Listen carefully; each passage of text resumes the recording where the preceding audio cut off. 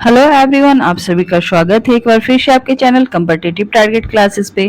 तो आज क्लास 5 है। क्लास 5 में आप लोग जानोगे मौर्य काल के बारे में। मौर्य काल का सबसे पहले आपसे ये समय काल पूछा जाता है। यदि मौर्य काल का आपका समय काल कब से कब तक है तो ये आपको 322 ईसा पूर्व से लेकर 185 ईसा पूर्व तक है।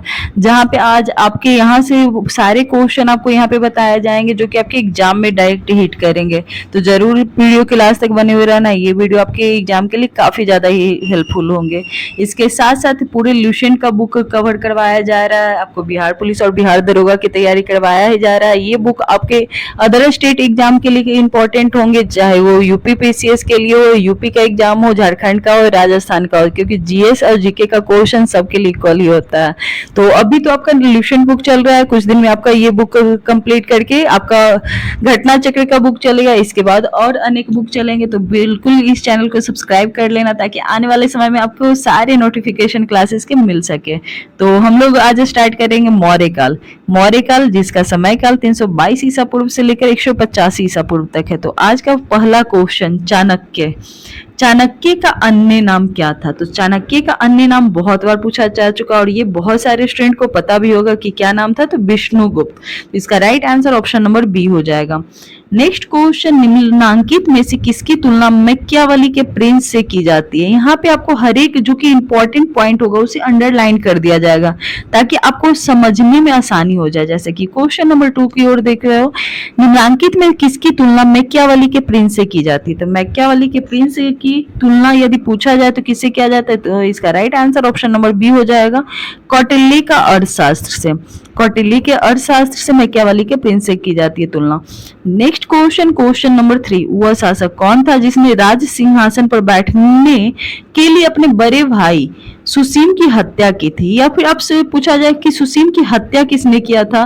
तो अशोक ने। ये कौन था? तो अशोक का बड़ा भाई जो कि अपने बड़े भाई की हत्या कर दी थी, सुसीम की हत्या कर दिया था अशोक ने।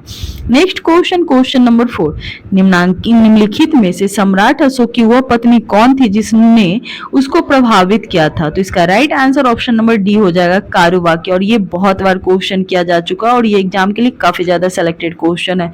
क्वेश्चन नंबर 5 की ओर चलते हैं। क्वेश्चन नंबर 5 में है कि अशोक ने अपने सभी अभिलेखों में एक रूपता किस प्राकृति का प्रयोग किया है? तो इसका राइट आंसर ऑप्शन नंबर ए हो जाएगा, अर्धमा गधी। अर्धमा गधी का प्रयोग अशोक ने अपने सभी अभिलेखों के एक रूपता में प्राकृत का प्रयोग किया। Next question, question number 6, Bindusara ने विद्रोहियों को कुचलने के लिए अशोक को कहां भेजा था? बिंदुसार ने अशोक को कहां पर भेजा था? तो इसका right answer option number B हो जाएगा। क्यों भेजा था? तो विद्रोहियों को कुचलने के लिए। कहां पे भेजा था? तो तक्षशिला में। ऐसे क्वेश्चन आपसे एकदम डायरेक्ट पूछे जाते हैं। क्वेश्चन नंबर 7, निम्नलिखित में से वो व्यक्ति कौन है जिसका नाम देवनाम प्रियदर्शी है? आपको देवनाम प्रियदर्शी, देवान प्रियदर्शी ये दिया हो रहेगा, लेकिन आप लोग को इसका right answer option number A मिल जाएगा जो कि अशोक है। नेक्स्ट क्वेश्चन, क्वेश्चन नंबर 8, निम्नलिखित में से प्राचीनतम राजवंश कौन है? यहाँ बात किया जा रहा है प्राचीनतम राजवंश का। तो इसका राइट आंसर ऑप्शन नंबर ए हो जाएगा, मौर्य प्राचीनतम राजवंश है। Next question, question number 9। Question number 9 में है कि कौटिल्य और चाणक्य किसका प्रधानमंत्री था? कौटिल्य या चाणक्य किसका प्रधानमंत्री था? तो इसका right answer option number B, Chandragupta Maurya का प्रधानमंत्री था कौटिल्य या Chanakya. Next question, question number 10, Kalinga विजय के उपरांत अशोक महान ने निम्नलिखित में से किस धर्म को अंगीकार किया था? कलिंग विजय के उपरांत बोला जा रहा है कि अशोक महान ने निम्नलिखित में से किस धर्म को अंगीकार किया था? तो इसका राइट आंसर हो जाएगा बौद्ध धर्म को। किस धर्म को अंगीकार किया था? तो बौद्ध धर्म के। Next question, question number 11, Chandragupta के शासन विस्तार में किसने मुख्य रूप से मदद की? चंद्रगुप्त के शासन विस्तार में किसने मुख्य रूप से मदद की? तो इसका राइट आंसर हो जाएगा, चंद्रगुप्त का बात आएगा, चाणक्य आप लोग रट जाओ, वहां पे आपका चाणक्य ही आंसर होगा। तो Chanakya option number C. Question number 12, Sanchi किस कला एवं मूर्तिकाल का निरूपण करता है? ये मैंने पिछले क्लासेस में बताया था। सांची का संबंध बौद्ध से है क्योंकि बौद्ध मठ और एमपी में बनवाया है। तो ये क्वेश्चन तो पिछली बार भी हो चुका है, तो यदि आप लोगों ने पिछले क्लास नहीं देखा है तो जाकर कर सकते हो। क्वेश्चन नंबर 13 की बात किया जाए कि प्राचीन भारत का वो प्रसिद्ध शासक जिसने अपने जीवन के अंतिम दिनों में जैन धर्म को अपनाया था। जीवन के अंतिम दिनों में जैन धर्म को अपनाने की बात किया जाए तो इसका राइट आंसर चंद्रगुप्त मौर्य। चंद्रगुप्त मौर्य, ये क्वेश्चन काफी ज्यादा इंपॉर्टेंट है। बहुत सारे स्टूडेंट को लगता है कि इसका आंसर अशोक होगा, लेकिन अशोक कलिंग विजय के बाद बौद्ध धर्म को अपना लेता है। लेकिन यदि आपसे बात किया जाए कि जीवन के अंतिम दिनों में जैन धर्म को अपनाने वाला शासक कौन था, तो चंद्रगुप्त मौर्य। क्वेश्चन नंबर 14, मौर्य साम्राज्य की स्थापना किसने किया था? मौर्य साम्राज्य की स्थापना की बात किया जा रहा है तो चंद्रगुप्त मौर्य ने मौर्य साम्राज्य की स्थापना किया था। क्वेश्चन नंबर 15, मौर्य साम्राज्य में प्रचलित मुद्रा का क्या नाम था? यहाँ मुद्रा पूछा जा रहा है जो कि मौर्य साम्राज्य से जुड़ा हुआ है, तो पन। इसका राइट आंसर ऑप्शन नंबर ए हो जाएगा। नेक्स्ट क्वेश्चन, क्वेश्चन नंबर 16, निम्नलिखित में से कौन मौर्य वंश का शासक नहीं है? तो मौर्य वंश के शासक नहीं होना से पहले यहाँ पर देखो कि मौर्य वंश के शासक कौन कौन से थे। चंद्रगुप्त मौर्य थे, अशोक थे, बिंदुसार थे, जबकि अजातशत्रु नहीं था। अजातशत्रु कौन से धर्म को अपनाया था? तो बौद्ध धर्म।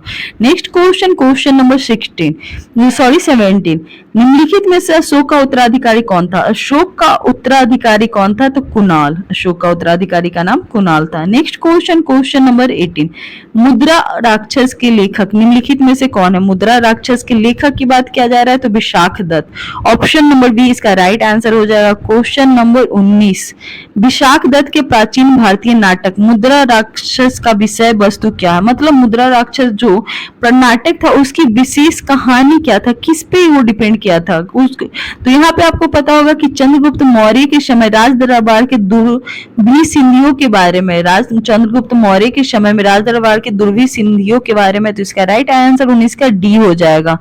जबकि क्वेश्चन नंबर 20 नंबर क्वेश्चन में देखेंगे मालवा, गुजरात और महाराष्ट्र किस शासक ने पहली बार जीते थे? यहाँ मालवा, गुजरात एवं महाराष्ट्र की बात किया जा रहा है कि किस शासक ने पहली बार जीता था, तो इसका right answer option number D हो जाएगा, चंद्रगुप्त मौर्य ने। नेक्स्ट क्वेश्चन, क्वेश्चन नंबर 21, किसने सहिष्णुता, उदारता और करुणा के त्रिविध आधार पर राजवंश की स्थापना किया था? तो इसका राइट आंसर हो जाएगा one and only Ashok. Ashok ने सहिष्णुता, उदारता और करुणा के त्रिविध आधार पर राजवंश की स्थापना किया था, और ये काफी ज्यादा इंपॉर्टेंट क्वेश्चन है। क्वेश्चन नंबर 22, निम्नलिखित में से निम्नलिखित में से किस शहर में अशोक के शिलालेख नहीं है? कौन सा शहर है जहां अशोक का शिलालेख नहीं है? तो इसका राइट आंसर हो जाएगा पाटलिपुत्र। पाटलिपुत्र में शिलालेख नहीं है, जबकि गिरनार में है, कंधार में है, टोपरा में है। नेक्स्ट क्वेश्चन, क्वेश्चन नंबर 23, अर्थशास्त्र के लेखक का समकालीन था। अर्थशास्त्र का लेखक समकालीन था, किसके समकालीन था? तो चंद्रगुप्त मौर्य का। इसका right answer option number B हो जाएगा। क्वेश्चन नंबर 24 की ओर चलते हैं। क्वेश्चन नंबर 24 में कि नंद वंश के पश्चात मगध पर किस राजवंश ने शासन किया? तो इसका भी मैंने ट्रिक बताया था। नंद वंश के बाद कौन सा शासक आया था? तो शुंग वंश, नंद वंश के बाद मौर्य आया था, जिसका हसी नम शक याद है आप लोगों की, हर्य के बाद शिशुनाग। फिर ऐसे करके मैंने ट्रिक बताया था जो कि पूरे वंश से जुड़ा हुआ है। तो यदि आप अभी तक आपको ट्रिक वाले वीडियो नहीं आप लोगों ने देखे तो जाकर चैनल के प्लेलिस्ट में देख सकते हो। वहां पे बहुत सारे हिस्ट्री के क्वेश्चन आपके सॉल्व हो जाएंगे। मात्र 1 मिनट के अंदर आपको बहुत सारे क्वेश्चन देखने को मिलेगा, तो जरूर आप लोग ट्रिक वाले वीडियो जाकर फॉलो करो। नेक्स्ट क्वेश्चन है, मौर्य काल में शिक्षा का सर्वाधिक प्रसिद्ध केंद्र कौन सा है? यहाँ पे मौर्य काल में पूछा जा रहा है शिक्षा का प्रसिद्ध केंद्र कौन सा है? तो इसका right answer option number C हो जाएगा, क्योंकि आपको देखना होगा मौर्य काल, तक्षशिला इसका राइट आंसर। क्वेश्चन नंबर 26 की ओर चलते हैं। मेघास्तनीज की पुस्तक का नाम क्या है? तो ये तो लगभग 99% स्टूडेंट को पता होगा। मेघास्तनीज की पुस्तक का नाम इंडिका है। नेक्स्ट क्वेश्चन, क्वेश्चन नंबर 27, जिसके ग्रंथ में चंद्रगुप्त मौर्य का विशिष्ट रूप से वर्णन है वो है, तो इसका right answer option number C हो जाएगा। चंद्रगुप्त मौर्य का वर्णन किसके में है? तो विशाख दत्त में। जिसके ग्रंथ में, मतलब विशाख दत्त के ग्रंथ में चंद्रगुप्त मौर्य का विशिष्ट रूप से वर्णन है। नेक्स्ट क्वेश्चन, क्वेश्चन नंबर 28, वह स्रोत जिसमें पाटलिपुत्र के प्रशासन का वर्णन उपलब्ध है, तो कौन सा है? तो इंडिका। इंडिका कौन? वही मेगास्थनीज वाला इंडिका जिसमें पाटलिपुत्र के प्रशासन का वर्णन किया गया है। क्वेश्चन नंबर 29, अशोक के शिलालेख में प्रयुक्त भाषा क्या था? अशोक के शिलालेख में प्रयुक्त भाषा की बात किया जाए, क्योंकि आपको पता है जैन धर्म को शुरू में अपनाया था, तो भाषा उसकी प्राकृत था, जो कि ऑप्शन नंबर 20 का राइट आंसर हो जाएगा, और ये काफी ज्यादा इंपॉर्टेंट है। नेक्स्ट क्वेश्चन, क्वेश्चन नंबर 30 की ओर चलते हैं। निम्नलिखित में से मौर्य राजा ने दक्कन की विजय की प्राप्त किया था, तो इसका राइट आंसर हो जाएगा, निम्नलिखित में से किस मौर्य राजा ने दक्कन की विजय प्राप्त किया था? ओके, तो इसका राइट आंसर चंद्रगुप्त मौर्य।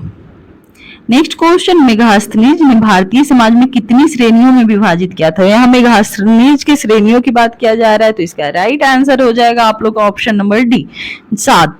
मेगास्थनीज ने भारतीय समाज को 7 श्रेणियों में विभाजित किया था। Next question, question number 32, Kautilya के अर्थशास्त्र किस पहलू पर प्रकाश डाला? कौटिल्य के अर्थशास्त्र की बात किया जा रहा है, किस पहलू पर प्रकाश डाला है? तो राजनीतिक नीतियों के बारे में, मतलब पॉलिटिक्स के बारे में पता चलता है कौटिल्य के अर्थशास्त्र से। नेक्स्ट क्वेश्चन, क्वेश्चन नंबर 33, निम्नलिखित में से कौन सा क्षेत्र अशोक के साम्राज्य में सम्मिलित नहीं था? फिर से आपके क्वेश्चन आ गया कि अशोक के साम्राज्य में सम्मिलित नहीं होने वाला कौन था? तो वो तो लास्ट में अपने पुत्र और पुत्री को मतलब कि महेंद्र और संघमित्रा को श्रीलंका भेजा था, लेकिन वो सम्मिलित नहीं हो पाया था, तो इसका right answer option number C हो जाएगा, श्रीलंका, क्योंकि अफगानिस्तान है, बिहार है, कलिंग है। नेक्स्ट क्वेश्चन 34 नंबर क्वेश्चन देख लेते हैं कि पाटलिपुत्र को किस शासक ने सर्वप्रथम अपनी राजधानी बनाई? तो पाटलिपुत्र को सर्वप्रथम यदि राजधानी की बात किया जाए तो कौन से शासक ने बनाया था? तो चंद्रगुप्त मौर्य ने बनाया था। ये काफी ज्यादा इंपॉर्टेंट है, क्योंकि बीपीएससी में भी बहुत बार क्वेश्चन आ चुका है। नेक्स्ट क्वेश्चन 34 के बाद 35 नंबर क्वेश्चन देखते हैं कि पाटलिपुत्र में स्थित चंद्रगुप्त का महल मुख्यतः बना हुआ है, तो चंद्रगुप्त का महल मुख्यतः लकड़ी का बना हुआ है। किस चीज का बना हुआ है चंद्रगुप्त का महल? लकड़ी का। तो ये भी काफी इंपॉर्टेंट क्वेश्चन है। क्वेश्चन नंबर 36 की ओर चलते हैं। क्वेश्चन नंबर 36 में पूछ रहा है कि बराबर, जो कि जहानाबाद जिले में बराबर की गुफाओं का उपयोग किसने आश्रय गृह के रूप में किया था? तो यहाँ पे इसका राइट आंसर आपका हो जाएगा ऑप्शन नंबर ए, अजीबको ने। बराबर की गुफाओं का उपयोग आश्रय गृह के रूप में अजीबको ने किया था। क्वेश्चन नंबर 37 की ओर चलते हैं। 37 नंबर क्वेश्चन, किस अभिलेख से यह साबित होता है कि चंद्रगुप्त का प्रभाव पश्चिमी भारत तक फैला हुआ है? किस अभिलेख से यह साबित होता है कि चंद्रगुप्त का प्रभाव पश्चिमी भारत तक फैला हुआ था? 37 का right answer option number C हो जाएगा, रुद्रदामन का जूनागढ़ अभिलेख में। रुद्रदामन के जूनागढ़ अभिलेख से यह साबित हो जाता है कि चंद्रगुप्त का प्रभाव पश्चिमी भारत तक फैला है। क्वेश्चन नंबर 38 को देख लेते हैं। केवल वह स्तंभ जिसने अशोक ने स्वयं को मगध का सम्राट बताया था, अशोक ने स्वयं को मगध का सम्राट बताया था, तो वह अभिलेख कौन सा है? तो भाब्रू स्तंभ है। तो ये क्वेश्चन काफी ज्यादा मतलब बहुत ज्यादा इंपॉर्टेंट हो जाता है। 38 नंबर क्वेश्चन आप लोग रट जाना, हो सकता है ये question same to same ditto question आपको एग्जाम में देखने को मिलेगा, क्योंकि ये बहुत बार रिपीटेड किया गया क्वेश्चन है। यदि पूछा जाए अशोक ने स्वयं को मगध का सम्राट, मगध जहाँ पे भी आ जाए कि मगध का सम्राट भाब्रू स्तंभ। क्वेश्चन नंबर 39 जो कि बहुत अच्छा क्वेश्चन है, उसका नाम से, जैसे कि अशोक का नाम प्रियदर्शी है, तो यहाँ पे एक भी क्वेश्चन को पकड़ो कि आप लोग को आसानी से आ जाएगा। क्वेश्चन नंबर 39 जो कि मिलान करने वाला है सबके उपनाम से, कि चंद्रगुप्त मौर्य का नाम क्या था? तो चंद्रगुप्त मौर्य का नाम सेंड्रोकोटस था। बिंदुसार का बात किया जाए तो अमित्रघाट था, जबकि अशोक का प्रियदर्शी था, चाणक्य का विष्णुगुप्त था। तो इसका right answer option number C हो जाएगा। नेक्स्ट क्वेश्चन, क्वेश्चन नंबर 40, प्रथम भारतीय साम्राज्य स्थापित किया गया। प्रथम भारतीय साम्राज्य कहाँ स्थापित किया गया? तो चंद्रगुप्त मौर्य द्वारा। इस right answer option number C हो जाएगा, चंद्रगुप्त मौर्य द्वारा प्रथम भारतीय साम्राज्य स्थापित किया गया था। क्वेश्चन नंबर 41, उत्तरांचल में अशोक का एक शिलालेख स्थित है, कहाँ पर स्थित है? तो उत्तरांचल की बात किया जा रहा है तो कालसी में स्थित है, ऑप्शन नंबर बी। और ये क्वेश्चन इंपॉर्टेंट है कि कालसी में, उत्तरांचल में, मतलब उत्तरांचल का क्षेत्र कालसी है जहां पे अशोक का एक शिलालेख स्थित है। क्वेश्चन नंबर 42, सांची का स्तूप किसने बनवाया था? यदि बात किया जाए सांची के स्तूप के बनाने का तो अशोक ने ही बनवाया था। किसने बनाया था? इसका राइट आंसर ऑप्शन नंबर ए हो जाएगा, अशोक ने। क्वेश्चन नंबर 43, अशोक के शिलालेख को पढ़ने वाला प्रथम अंग्रेज कौन था? ये भी क्वेश्चन मैं बता देती हूँ कि एग्जाम में बहुत बार आ चुका है और ये कम से कम 90% स्टूडेंट को इसका आंसर पता होगा कि जेम्स प्रिशप ऐसे इंसान है जो अशोक के शिलालेख को पढ़ने वाले प्रथम अंग्रेज जाने जाते हैं। Next question, question number 44, Kalinga युद्ध की विजय तथा क्षत्रियों का वर्णन अशोक के किस शिलालेख में मिलता है? तो कलिंग युद्ध मतलब कि 13वें शिलालेख। ऑप्शन नंबर डी इसका राइट आंसर हो जाएगा। क्वेश्चन नंबर 45 की ओर चलते हैं। प्रसिद्ध यूनानी राजदूत मेघास्थनीज भारत में किसके दरबार में आए थे? यदि बात किया जाए मेघास्थनीज किसके दरबार में आया था, तो इसका राइट आंसर चंद्रगुप्त मौर्य के दरबार में आया था। किसके दरबार में आया था? चंद्रगुप्त मौर्य के। और ये क्वेश्चन भी काफी ज्यादा इंपॉर्टेंट हो जाते हैं। क्वेश्चन नंबर 45 कि प्रसिद्ध यूनानी राजदूत मेघास्थनीज भारत में किसके दरबार में आए थे? तो चंद्रगुप्त मौर्य के दरबार में आए थे। क्वेश्चन नंबर 46, चंद्रगुप्त मौर्य ने सेल्यूकस को कब पराजित किया था? चंद्रगुप्त मौर्य ने सेल्यूकस को पराजित करने की बात आ रही है, तो इसका right answer option number B हो जाएगा, 305 ईसा पूर्व। और ये भी क्वेश्चन इंपॉर्टेंट है। तो 45 और 46 नंबर क्वेश्चन आप लोग सेलेक्टेड क्वेश्चन में डाल लेना। क्वेश्चन नंबर 47 की ओर चलते हैं। निम्नलिखित में से कौन सा राजा प्राय जनता के संपर्क में रहता था? यहाँ बात किया जा रहा है कौन सा राजा जनता के संपर्क में रहता था? तो अशोक, जिसका नाम देवनाम प्रियदर्शी। क्वेश्चन नंबर 48, अशोक ने 261 ईसा पूर्व में कलिंग को जीतने के बाद क्या किया था? तो कलिंग को जीतने की बात किया जाए तो भारी रक्तचाप को देखकर युद्ध की नीति को से सदा त्याग किया था। तो इसका right answer option number C हो जाएगा। क्वेश्चन नंबर 49 देख लेते हैं कि अशोक के अधिकांश अभिलेख किस भाषा में मिलते हैं? तो अशोक के अधिकांश अभिलेख की बात किया जाए तो प्राकृतिक और ब्राह्मी में मिलते हैं। इसका राइट आंसर ऑप्शन नंबर ए हो जाएगा। क्वेश्चन नंबर 50 नंबर क्वेश्चन देख लेते हैं। किस ग्रंथ में चंद्रगुप्त मौर्य के लिए भीषण मतलब कि निम्न कुल शब्द का प्रयोग किया गया? तो यहाँ पे इसका राइट आंसर मुद्रा राक्षस। मुद्रा राक्षस ग्रंथ में चंद्रगुप्त मौर्य के लिए भीषण निम्न कुल शब्द का प्रयोग किया गया। क्वेश्चन नंबर 51 में है कि मौर्य नरेश के बारे में निम्न में से कौन सा कथन सही है? उन्होंने विकास किया था। तो किस का विकास किया था? तो पहले ये सारे क्वेश्चन को देख लेते हैं। मौर्य नरेश की बात किया जा रहा है तो संस्कृति एवं कला और साहित्य का किए थे, बिल्कुल सही। प्रांतीय विभाजन किए थे, ये भी सही है। जबकि हिंदू कुश का तक साम्राज्य था, ये भी सही है। और बात किया जाए सोने का सिक्का, सोने का सिक्का नहीं, इसका गलत आंसर है। तो इसका right answer option number D हो जाएगा। क्वेश्चन नंबर 52 नंबर क्वेश्चन में हम लोग देखेंगे कि अशोक ने कलिंग के मौर्य साम्राज्य में जोड़ लिया था, सही है।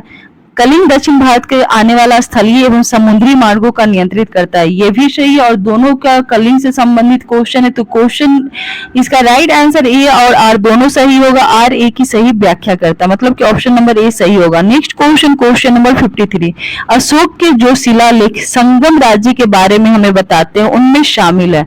तो संगम राज्य के बारे में जो शिलालेख बताते हैं उसमें कौन कौन से शिलालेख शामिल? तो इसका right answer option number C होगा, दूसरा और 13वां। और ये क्वेश्चन काफी इंपॉर्टेंट है, इसलिए मैं बार बार सारे क्वेश्चन को अंडरलाइन कर रही हूँ कि ताकि आपको ये क्वेश्चन समझने में आसानी हो सके। क्वेश्चन नंबर 54, अशोक के राज्याधीश के अनुसार धार्मिक निष्ठा की अपेक्षा जनता के मध्य सामाजिक समरसता अधिक महत्वपूर्ण थी। तो और नेक्स्ट है कि उसने धर्म संवर्धन के स्थान पर समता के विचारों का प्रसार किया था। तो इसका भी राइट आंसर हो जाएगा। ए और आर दोनों सही, आर ए की सही व्याख्या करता है, क्योंकि यहाँ पे देख रहे हो दोनों के दोनों पॉइंट तो सही है ही है। दोनों धार्मिक के बारे में, धार्मिक निष्ठा के बारे में संबंध करते, तो दोनों एक दूसरे से जुड़ा हुआ क्वेश्चन है। क्वेश्चन नंबर 55 की ओर देखते हैं। निम्नलिखित में से राज्याधीश में अशोक के व्यक्तिगत नाम जहां अशोक का उल्लेख मिला था, वो अशोक ने अपने आप को सम्राट कहा था भाबरी अवस्था में, ये तो आप लोग को पता चल गया। लेकिन वो कौन सा राज्याधीश है जहां पे अशोक के व्यक्तिगत नाम अशोक नाम का उद्देश्य होता है? तो इसका राइट आंसर मौशी। और ये भी बहुत ज्यादा इंपॉर्टेंट है, तो इसको भी आप लोग टिक लगा लेना। 55 का राइट आंसर मौशी हो जाएगा। क्वेश्चन नंबर 56 की ओर चलते हैं। निम्नलिखित वक्तव्यों में कौन सा एक वक्तव्य अशोक के प्रस्तर स्तंभों के बारे में गलत है? 56 की बात किया जाए कौन सा गलत है? तो इसका राइट आंसर हो जाएगा। पहले इसका सारे क्वेश्चन का देख लेते हैं कि यहाँ पे कौन सा सही भी हो सकता है। इन पर बढ़िया पॉलिश है, सही है। स्तंभों का सैफ्ट सुंडाकार है, ये भी सही है। ये अखंड है, ये भी सही है। जबकि यह स्थापत्य संरचना के भाग है, बिल्कुल गलत है। तो ऑप्शन नंबर डी इसका राइट आंसर हो जाएगा। क्वेश्चन नंबर 57 की ओर चलते हैं। श्रीनगर की स्थापना किस मौर्य शासक ने किया था? श्रीनगर की बात किया जा कि श्रीनगर की स्थापना किस मौर्य शासक ने किया था? तो अशोक ने किया था, जिन्होंने अपने पुत्र और पुत्री को भेजा था संघमित्रा और महेंद्र का। तो ये क्लास ऑलरेडी आपके करवाए जाएंगे, तो इसलिए चैनल को सब्सक्राइब कर लेना, क्योंकि सारे क्लासेस भी आपको कंटिन्यू आपको प्रोवाइड करवाए जाएंगे। क्वेश्चन नंबर 58 की ओर देखते हैं कि उत्तरापथ मतलब कि इसकी राजधानी, जो कि आपके 13 शिलालेख है उसकी राजधानी कहाँ पे, तो उत्तरापथ की यदि बात किया जाए तो मैंने ये पिछले वीडियो में भी आपको बताया था। उत्तरापथ मतलब कि तक्षशिला, दक्षिणापथ स्वर्णगिरी, अवंती राष्ट्र उज्जैनी, वही पूर्वी देश पाटलिपुत्र। तो इसका राइट आंसर ऑप्शन नंबर ए सही हो जाएगा।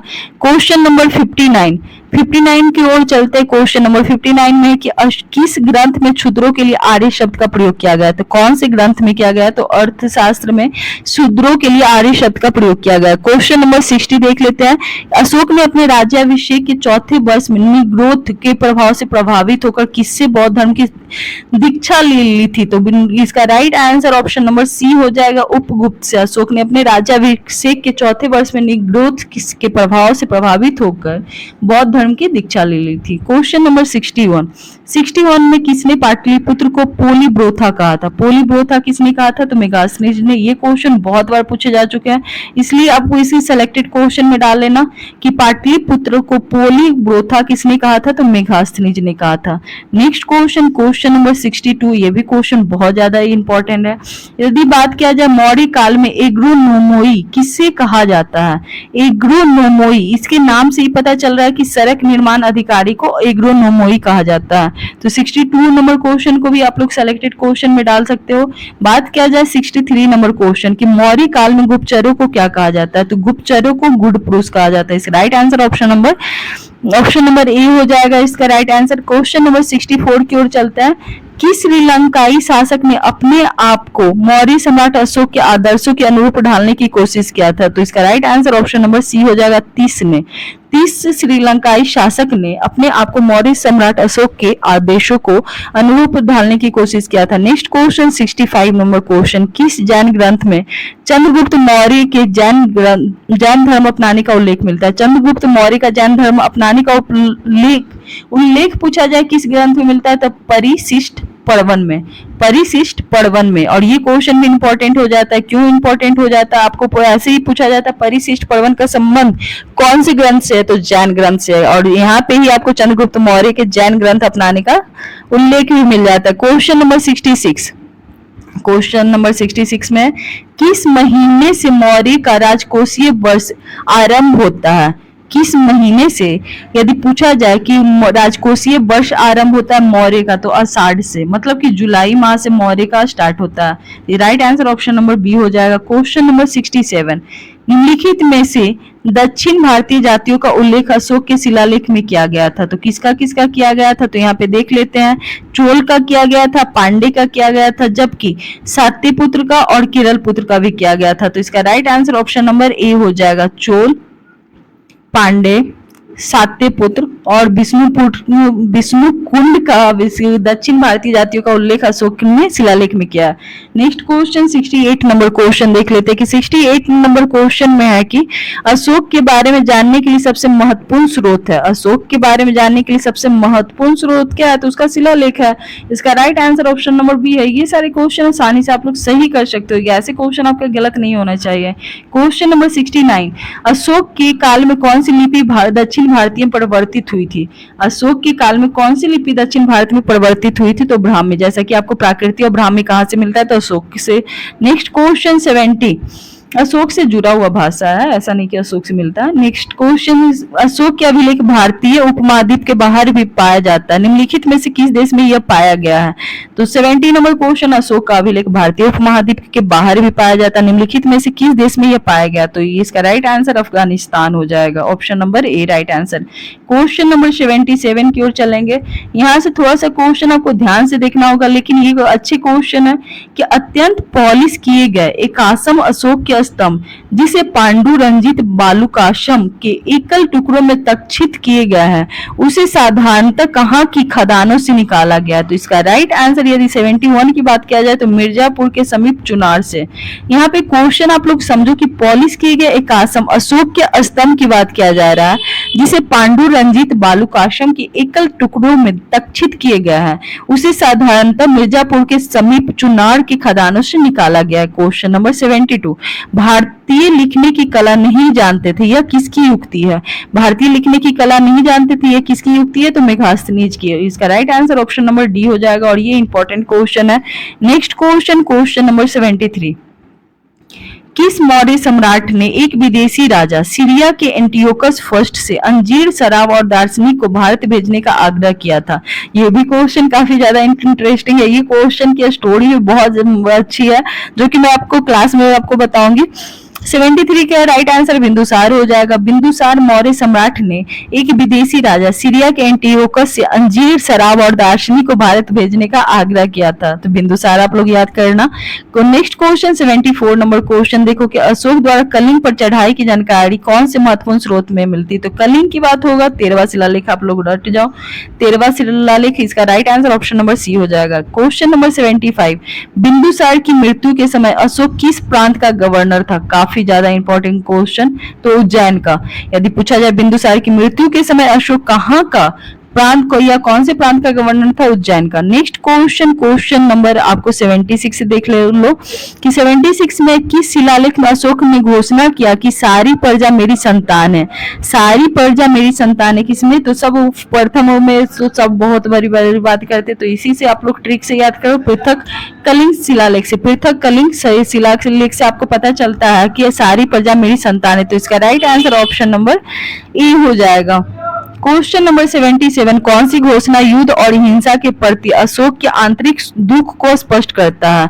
आंतरिक दुख को स्पष्ट करता है तो कलिंग का पृथालेख, जहां से उसका हृदय परिवर्तन हो गया था, रक्त से दूर, मतलब कि मारकाट से दूर हो गया था। तो इसका right answer option number D हो जाएगा। 78 का number question.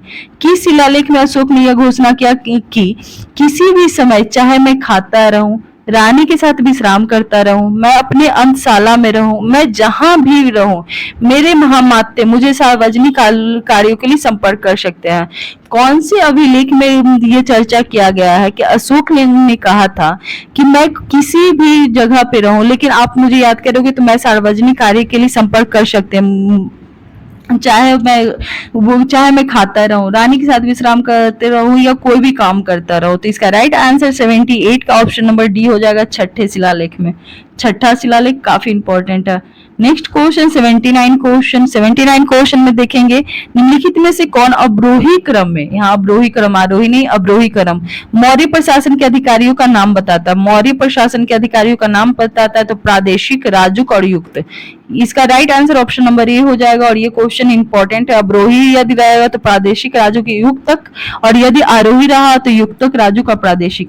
Next question, question number 80 number question में देखेंगे विशिष्ट। विशिष्ट है, विशिष्ट का क्या है, इसका अर्थ क्या होता है? तो एक बेगारी है। विशिष्ट का अर्थ यदि बात किया जाए तो बेगारी। Next question, question number 81। Maurya काल में सीता से क्या तात्पर्य? सीता, सीता मतलब कि भूमि से ही होगा, तो इसका राइट आंसर होगा राजकीय भूमि से प्राप्त आय, राजकीय भूमि से प्राप्त आय। इसका right answer option number C हो जाएगा। 82 नंबर क्वेश्चन। निम्नलिखित में से मौर्य काल का सबसे अच्छा नमूना कौन सा है? मौर्य काल का सबसे अच्छा नमूना की बात किया जाए तो इसका राइट आंसर ऑप्शन नंबर ए हो जाएगा। मौर्य काल मतलब कि स्तंभ।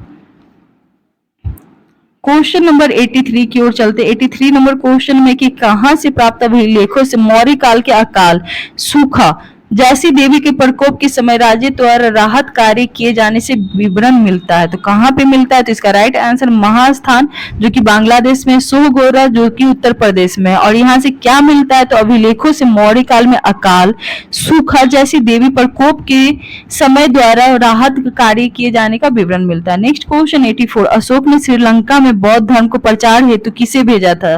तो ये मैंने बार बार अपने पुत्र और पुत्री को, महेंद्र और संघमित्रा को, ये तो मैं बार बार बोल रही थी। इसका right answer option number C हो जाएगा।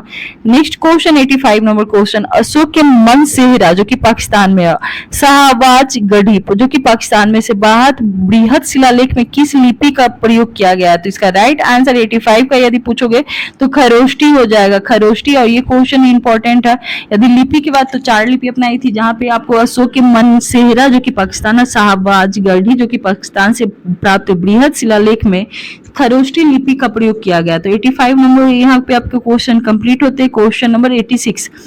कहाँ से अशोक के द्विभाषाई ग्रीक और अरमाइक अभिलेख प्राप्त हुए? मतलब दो भाषाओं में कहाँ से कौन से अभिलेख प्राप्त हुए थे? तो 86 का राइट आंसर हो जाएगा सूर्यकुना या कंधार आप लोग बोल सकते हो। इसका राइट आंसर ऑप्शन नंबर ए हो जाएगा। 87 नंबर क्वेश्चन देख लेते हैं। कौटिल्य द्वारा रचित अर्थशास्त्र में कितने अधिकरणों को विभाजित किया गया?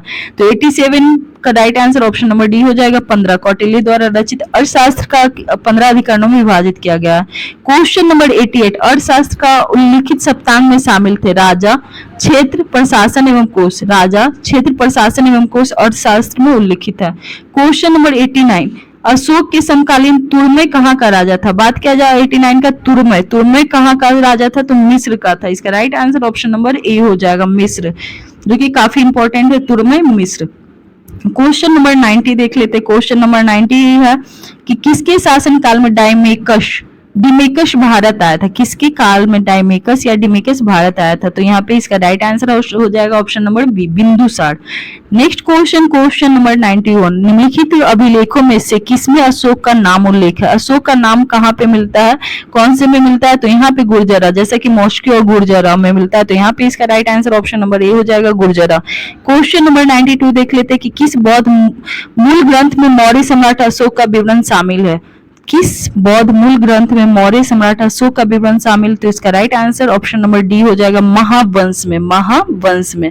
तो option number D right answer हो जाएगा। नेक्स्ट क्वेश्चन, क्वेश्चन नंबर 93 है, जो कि आज का लास्ट क्वेश्चन है कि निम्नलिखित में किस उभारदार मूर्ति शिल्प शिलालेख में अशोक के प्रस्तर रूप चित्र के साथ रानियों अशोक, राजा अशोक के उल्लिखित है? तो इसका राइट आंसर ऑप्शन नंबर ए हो जाएगा कंगलहल्ली। कंगलहल्ली में उभारदार मूर्ति शिल्प के शिलालेख में अशोक के प्रस्थल रूप चित्र के साथ रानियों अशोक मतलब कि राजा अशोक उल्लिखित है। तो इसका राइट आंसर ऑप्शन नंबर ए हो जाएगा। तो आज आपके 93 क्वेश्चन कंप्लीट होते हैं। तो आज आपका क्लास 5 चल रहा था, जहां पे आप लोगों ने देखा मौर्य काल के बारे में, जो कि 322 ईसा पूर्व से 185 ईसा पूर्व तक चला। तो ये क्लास आपको कैसे लग रही है ये कमेंट करके जरूर बताना। नेक्स्ट क्लास में, क्लास 6 में आप लोग को मौर्य, उत्तर और गुप्त पूर्व काल के बारे में पता चलेगा। मतलब कि आपको यदि समय काल के बारे में बताऊं तो 185 ईसा पूर्व से लेकर 319 ईस्वी तक के सारे क्वेश्चन आपको कंप्लीट करवाए जाएंगे। उसमें आपको चरक, नागार्जुन, ये सारे चीज के बारे में पता चलेगा। इसके साथ साथ भारतीयों के महान रेशम मार्ग जिसका आरंभ कहाँ से हुआ, बहुत सारे इंटरेस्टिंग क्वेश्चन के साथ मिलूंगी। तो थैंक यू दोस्तों हमारे साथ लास्ट तक बने रहने के लिए। आई होप सो ये क्लास आपको पसंद आ रहा होगा। तो थैंक यू।